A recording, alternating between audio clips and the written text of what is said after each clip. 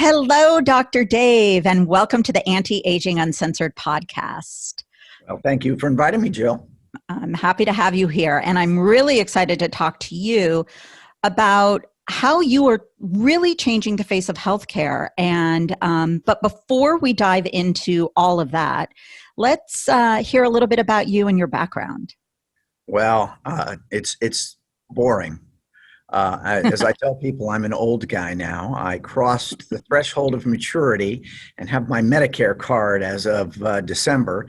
But I've been in medical technology. I was an undergrad at Harvard, and then I went to Duke Medical School, and I went to engineering graduate school at Duke.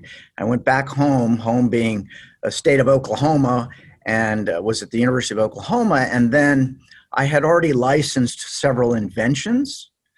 And I had what I thought was my best invention, and nobody wanted to license it. So I went to my wife with a baby, and I said, I'm going to quit my job and drop out of medicine and become an entrepreneur. And that was not quite 35 years ago. What did your wife say? Oh, no, she wasn't very happy about it. Neither was my dad. But to be honest with you, I have two mentors. One at the University of Oklahoma.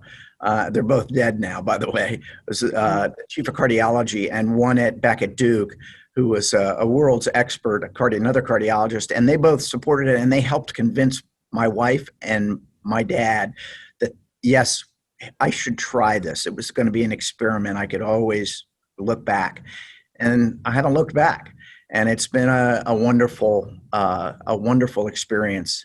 And so I've been very fortunate that I've had a couple of good ideas, and they've turned into companies, and they've turned into, they've made a difference. So that's kind of my history. I have 71 patents. I finally have more patents than I am old. And I'm the founder and chief medical officer of a company called AliveCore, which I think we'll go over. We'll definitely talk about that. Yeah. So, I mean, listen, heart growth in heart conditions and heart disease, it's been pretty crazy. So I thought what we would do is really start with understanding what the problems are. So when we think of a stroke or a heart attack, what is going on in our bodies? Well, most of the time, they're very similar events at different parts of the body. And most of the time, a heart attack is when there's a blood clot that stops the arterial blood, the blood that carries oxygen, to a part of your heart muscle. And that's usually due to the fact that you've had a buildup over many decades, what we call atherosclerosis, it's fatty plaque, sometimes with calcium, and then you get a blood clot that totally occludes it and causes a heart attack. A stroke is when you have the same thing. You get a blood clot, except it goes up into the brain and stops the blood flow to a part of the brain. And both of them are the same. You're stopping the delivery of oxygen to part of your body, and we depend on oxygen. So both your brain and your heart can't survive very long without it. Your heart can survive minutes, your brain can survive seconds. So when this happens, you find out about it fairly quickly. So they're very similar, just to different parts of the body. So that's a great delineation for me, because I never really thought about it that way. So it all stems from the heart. So that's great. Let's define, because this is an area my dad had, I believe, an arrhythmia. So these are more the definitions of the diagnosis that is going on with an individual. So we have atrial fibrillation, and then we also have arrhythmias. Well, talk to me like I'm two. Yeah, atrial fibrillation is just the most common arrhythmia. We talk about our heart being in rhythm, just like music, a regular beat. You have that 1-2 beat in the background of your music. Well, the heart has a normal rhythm. We call it normal sinus rhythm, and sinus just means that it's normal. All right, and atrial fibrillation is the most common arrhythmia, and that's when the top part of the heart has a top chamber, and bottom chambers. When the top ceases to be to a normal heartbeat, and that's atrial fibrillation, and we have a number of treatments for that. And then arrhythmias also have other things. While atrial fibrillation oftentimes, the huge majority of time, is not something that would cause you to faint and certainly is not fatal itself, there are arrhythmias, the two being Mm. ventricular tachycardia and ventricular fibrillation, that impact the bottom chamber of the heart. And those are what cause what we call sudden cardiac death. And essentially, the heart stops being able to pump efficiently. And when, I just told you that when a part of the heart muscle doesn't get blood or a part of the brain doesn't get blood, that's a bad thing. Well, just imagine your whole body doesn't get blood. And that's a really bad thing. And so that's what we call sudden cardiac death. But there are a lot of other kinds of arrhythmias. There are a number. It's just the most common arrhythmia. The Are one that there, yeah. most is atrial fibrillation. And so you hear about people having a sudden heart attack and possibly not having known anything. Are there things that we should be looking for and maybe being checked more frequently, or things that we can help Well, detect yeah. that type of First, sudden? unfortunately, 50% of the time, the first symptom that you have heart disease is that you have a sudden event, sudden death, a heart attack. You didn't have any symptoms that you recognized up to that point. But we now know that, first of all, these things are principally diseases of aging. It takes decades for these kinds of problems to build up and get to a critical point. And so, we look at in medicine your family history. Is there a family history of heart disease? We look at your blood pressure. Are you hypertensive? Do you have high blood pressure? We look at your blood cholesterol levels, the so-called HDL, LDL, triglycerides. And these are all things that can contribute to your risk. And so, are you overweight? Are you hypertensive? So as physicians and as people, we should be aware of these risk factors. It's part of the things that you need to know as me care, as you call it. Yes. Am I at risk? And do I have a physician that recognizes my risk and then do things to address it and to potentially prevent? Because much of the disease, heart disease, diabetes, are diseases that we can actually, through lifestyle modification, address. And so that's a challenge. Prevention is underutilized and the most powerful medicine we have. Well, I definitely want to talk about that. Let me ask a couple quick questions about women. So our audience are, a lot of driven women that want to know answers and want to understand what's going on with their bodies. And we want to help put them back in that sort of driver's seat of their own health. And so can you talk to me a little bit about women's heart health? I think you said women are more prone to heart disease. And you also mentioned about Black women having more issues. So certainly, I can tell you one thing that's surprising to many people is that more women died of heart attacks than men in the last 40 years. That everybody thought, oh no, wait a second, aren't we invulnerable until we go through menopause? And the answer is no. The problem is that women are treated differently and have been. And this is a real effort we're having to put in medicine. That is, their symptoms were dismissed. They were not treated as aggressively as men. And this is a sad notion, and that, oh, well, at least women up through the age of 50, we shouldn't have to worry about them. That's just not true. And so we are now in medicine undergoing revolution. We have far more women cardiologists now who are sensitive to this. Again, it's their me care. And so women are going to be treated better, but they haven't been. And then if you bring in race, that's a whole nother complicating factor, because African Americans have, again, not been treated as aggressively as Caucasians. And so imagine you're an African American woman. You've got a double strike against you. Hmm. Okay, you're not treated as aggressively. You're not recognized as being at risk, and so that it is a compounding problem of both Is it? race and gender. Do you think that's an attribution or a byproduct of people just not wanting to spend money on these parts of the population, or controlling costs about treatments? Or it's a little bit of a loaded question, I know, but I was. Speculate on why we still have racism in medicine as Yes. opposed to Yes. racism in our, Yeah. racism is everywhere. So it Yeah. impacts us in medicine. Today we have this incredible pandemic. Yeah. What are some of the big risk factors? Race. Race. Okay. Yeah. Both Hispanics and blacks have worse outcomes. And so we're trying to figure out, is that because they're not treated as aggressively? What's the issue? What's going on? And we don't, I mean, a lot of things about COVID we don't understand.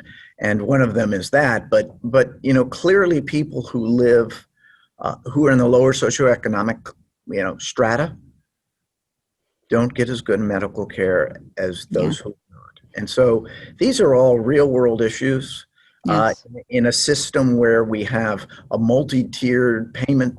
If you're on Medicaid, I can tell you, you don't get the same care you get in private insurance. Now, some places you would. I would be challenged on that. Hmm. I suspect that you live in San Francisco, that UCSF would say we give everybody the same level of care, whether you're a CEO or whether you're a street person. And that may well be true because it's a great medical center and it's in San Francisco. That's good. But that's, you can't generalize. And so I would Right. just tell you that women. So there are places at where my son is on the staff, Cedars-Sinai. They have the Barbara Streisand's Women's Heart Institute, and Dr. Noelle Berry-Mers is the director. She's a magnificent, world-renowned cardiologist, focused on trying to bring parity to women's heart care, because women Excellent. are just at as much risk. And the new head of the Heart Center at Cedars-Sinai is Dr. Christine Albert, who came from the Brigham and Women's Hospital. Again, really need a focus. Hmm. People talk about, oh, well, we don't need affirmative action. That's just what we do. We need affirmative action for women's heart health. And we need to focus on it because it has been underappreciated and undertreated for too long. So, agreed. And I'm really glad you were able to share all those. It sounds like great developments happening down at Cedars. And hopefully they'll pave the way for Well, other it's not unique to them. I would just say that there are other places where this is a recognized issue. The problem is you can recognize an issue and that doesn't fix it immediately. So now let's go into more solution-oriented stuff, which is lifestyle and prevention, because knowing this information is power, right? It's power because whether or not we're receiving the best care is one part of it. But the other part is, what can we do? And you said earlier about diabetes largely, and heart disease being greatly affected by lifestyle. So can you talk a little bit about those, and what do you mean by lifestyle exactly? Sure. First of all, we're in the middle of a global pandemic. What I can tell you is we've been in a long-term epidemic in the United States, not evenly distributed, of obesity. And obesity, if you've read the news, obesity is a significant risk factor for bad outcomes in COVID. We don't really understand that. I mean, there's some hypotheses, but we don't understand it. But what I can tell you is it's an absolute risk factor when it comes to heart disease, when it comes to diabetes, and those all feed on themselves. If you have diabetes, you have a higher risk of heart disease. If you have hypertension, you have a higher risk of heart disease. And if you're able to reduce obesity, then you treat hypertension, you treat heart disease, and you treat diabetes, in essence, preventing those. So by addressing something that has been an epidemic, we can really go a long way to helping people reduce their risk of any of those chronic diseases. And there's some of them, even cancer, that is impacted by obesity. So this is a huge challenge that we as a society face, and it's going to require some real focus. Yeah, my dad used to always talk about inflammation of the body and how inflammation of the body causes so many things.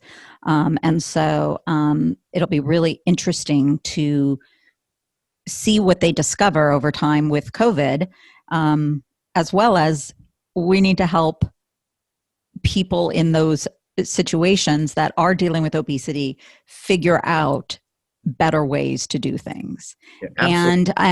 And lower socioeconomic classes aren't able to spend the money on They can't go to everything. Whole The Foods. fresh they're not going to Whole Foods. Okay, they live in food deserts. Yeah, And we have got to figure out ways to address that. yeah, for And, sure. and fast food is not just fast, it's cheap. And so when you have high caloric content, high salt content food that is prevalent and cheap, people and eat. easy. And easy, exactly. So, these I don't people's, have to cook. I don't have to take time because I'm working 2 jobs yeah, and I'm trying to survive.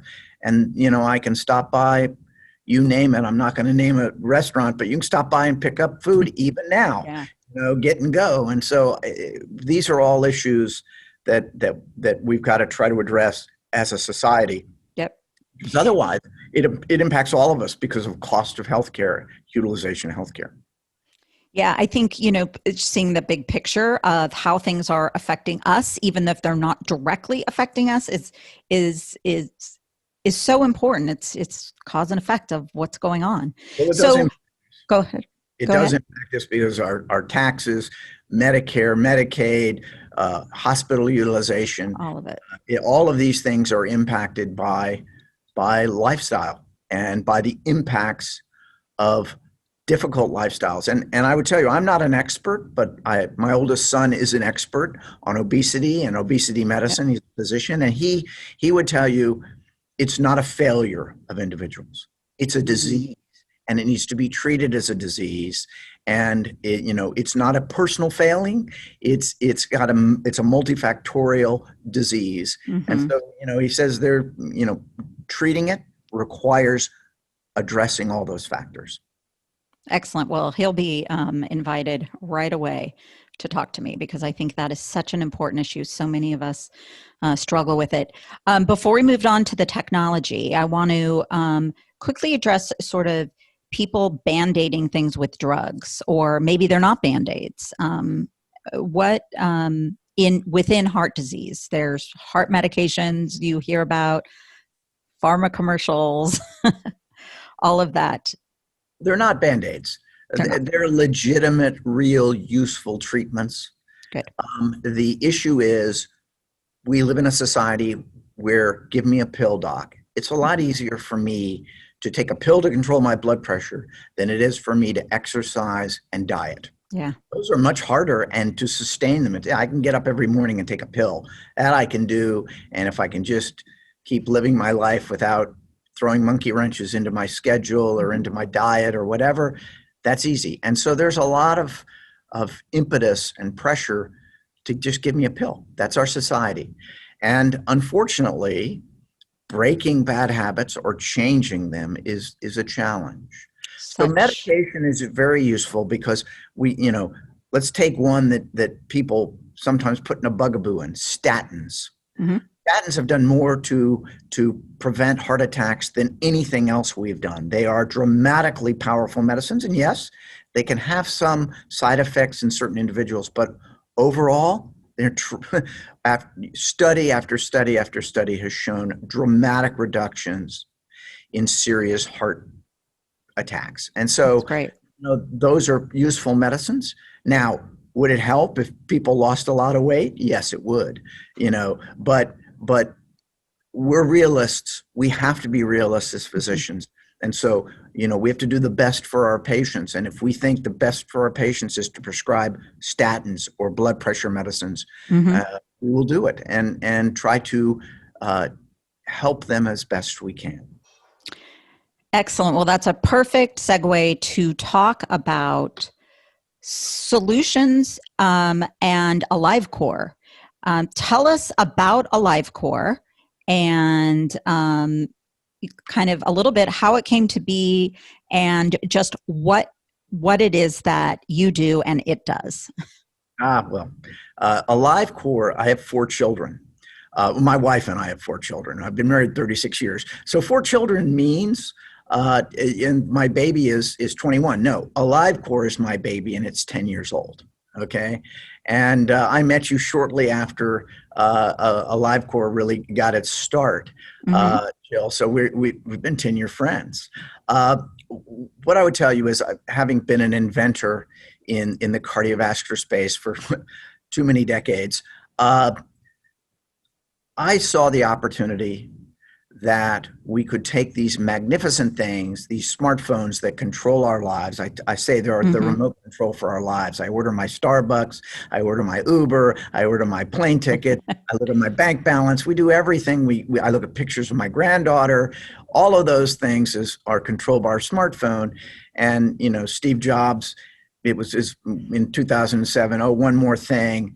He was poo-pooed by people from Nokia and Motorola. Guess who won? Well, he unfortunately didn't get to see the ultimate fulfillment, but the reality is I saw the opportunities, the power and connectivity of a smartphone to enable people to directly connect their heart information to their doctor, no matter where they were or when it was, anywhere, anytime. And to that end, developed a device that enabled someone to take an ECG, an electrocardiogram rhythm strip, and transmit it anywhere in the world, literally within seconds, so they could have what could potentially be life-critical information in the hands of somebody who could help them. And so that maybe was a crazy idea at the time. And in 2010, I was told heart disease is a problem of aging. Old people like me have heart disease. The good news is I don't, but old people do. Buggers. And old people then didn't have smartphones. In 2010, maybe 10% of people over the age of 65. So remember the old quote from the famous ice hockey player Wayne Gretzky? Don't skate to the puck, skate to where the puck's going. That's how you succeed. And so I guess a little bit of skating to where the puck was going, because today, in 2020, almost all seniors have a smartphone. Yep. And so we evolved and grew as they did. And today we have, sometime in the next month, AliveCore will cross 1 million devices sold. And the device, how do you describe the device? Well, the device is a small, I have one in my hand here, one of my current devices. It's a small, I would call it Band-Aid size device that you either hold in your hands, and it records and transmits your electrocardiogram to the smartphone, displays it there, analyzes the rhythm on that smartphone, and then is able to transmit that directly to a doctor, to a cardiologist, anywhere in the world. So that basic function, which we demonstrated in 2010, is still what we do in 2020. And we've added a lot of features and a lot of capabilities and more analysis, more AI, very strong in AI, to help both you as a user, empower you. Because one of the things I'm not sure I recognize this, is by providing people information, you turn patients into empowered patients. And when you turn patients into empowered patients, they become compliant patients. They become part of their own care, and their outcomes are better. It's like they're not just following orders anymore. Correct. They are part of the decision and the observation, and they're part of their care. Well, probably the world's most famous cardiologist, Dr. Eric Topol, who is I've been very fortunate. He's been a good friend and a huge advocate for us. I mean, he wrote a book, The Patient Will See You Now. Okay. And that was the whole notion, that the old paternalistic Marcus Welby, just do what I tell you and you'll be fine. That era is gone. We have informed consumers who at their fingertips through that smartphone or this laptop can get instant information and will ask hard questions. And yes, sometimes Dr. Google may not have all the right answers, but we in medicine have to just appreciate that's not going away. Right. So we're going to have more informed people. We need them to be more engaged, and we'll get better outcomes. So that's part of the power of the AliveCore solutions, is that they empower patients to be better patients. So when does someone know they need to track what's going on with their heart? Because I would imagine I'm not at my, well, maybe I am. I don't know. But like, when do we need to pay attention? When Well, do next we need year, something like this as a life-saving? yeah, on your next birthday when you're 29, that's probably till a little. Perfect. Yeah, I've been married 36 years. Okay, let me say this: there are children who have heart disease. Okay, there are Mhm. children who have it, but it's very rare. Uh, Okay. there are people in their 20s and 30s. It's rare. People in their 40s, a little less rare. People in their 50s, getting less rare. But heart disease manifests. It may be building up over decades. It manifests after the age of 60 in most people. And so I can tell you, for instance, our customers, the average age of our customers is in their 60s. The two biggest decades of our customers, 60 to 80. Those are the two biggest decades. Those are not exactly your 35-year-old Right. fitness band user customer. But I like to say one thing. Uh, Not every consumer is a patient, but every patient's a consumer. And so those people, either, and by the way, this is public domain. More than half of our devices are sold because a cardiologist tells the person to go buy it. Okay. And if you look at the top cardiac centers, nobody pays attention to that US News and World Report listing except everybody. All the top heart centers utilize AliveCore devices and utilize AliveCore solutions and use them all the time because they're simple, they're inexpensive, Right. and they're clinical quality. So we've got over 100 peer-reviewed publications validating the technology. So that part, we started by this old guy who'd been in academic medicine and had been doing this for a long time. So we knew we had to validate it. We had to have the major institutions believe in it. Mm-hmm. Again, I mentioned UCSF. If we don't prove it to the UCSFs and the Mayo Clinic, and public disclosure, Mayo Clinic's an investor in AliveCore. Okay, Oh, if I we didn't don't know that. prove it to them, they'll never use it. They certainly won't recommend it to their patients. Right. And so we had to do that, and that validation gives the patient comfort. And so people buy it at all ages, but I've just told you most of our customers are in the age when they may have manifested some form of heart disease, and now they go from being just consumers, Mm-hmm. just worried well, to being patients. So let's say my doctor doesn't recommend it, right? But it's something that I want to be able to do. And yet he's not accepting the data, so to speak. Like his office is not set up to, his daily practice isn't.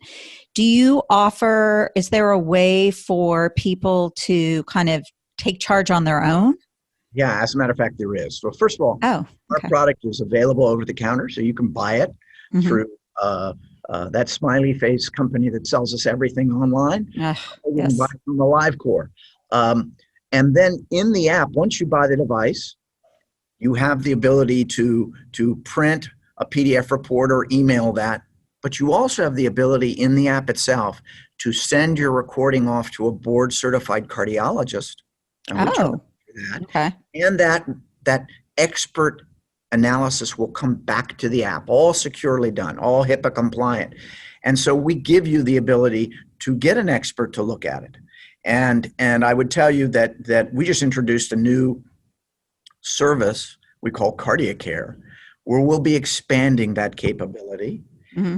and enabling you to seek care if you don't have a cardiologist of your own. And so I think we want to empower people, you know, we want to help those doctors who recommend it. We certainly love them to recommend it and keep using it, but we want to make sure that we provide services to those patients who don't have a cardiologist and give them the ability to find out if A, they need care, and then B, seek it.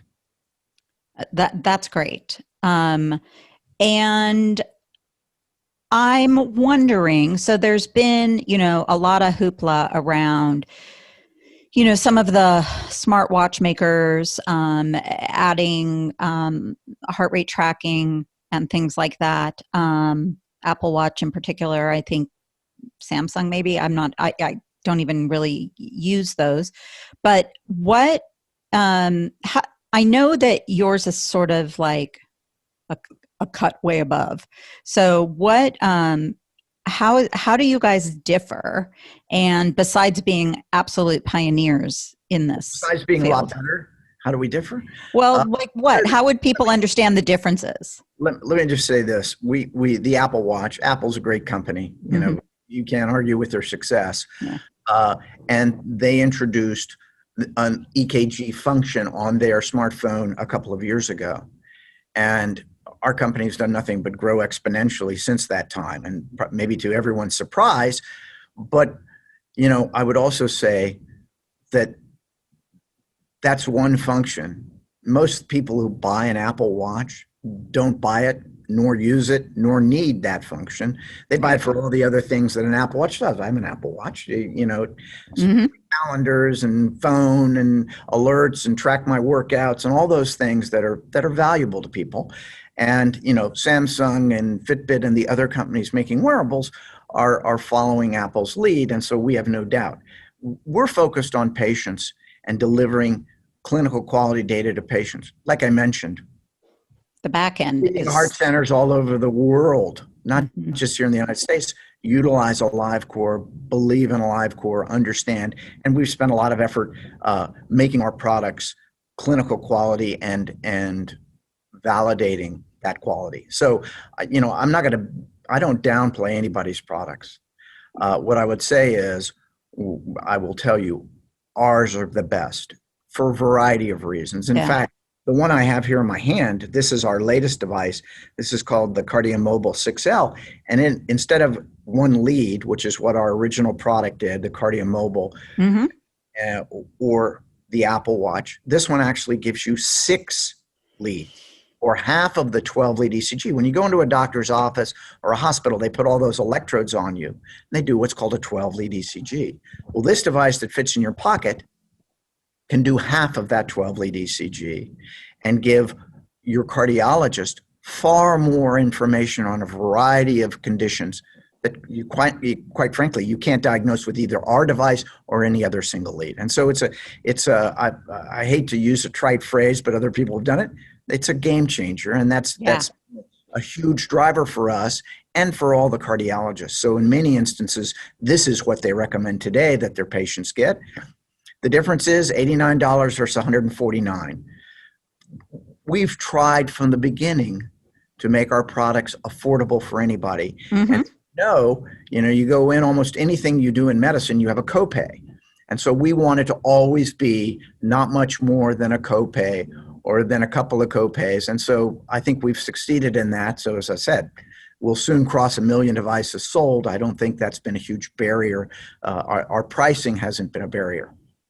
No, doubtful.